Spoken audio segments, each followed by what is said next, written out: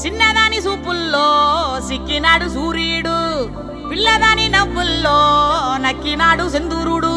నవ్వలేని సూపుల్లోన ఏదో గుడ్డుంది గుట్టుంది. చూడలే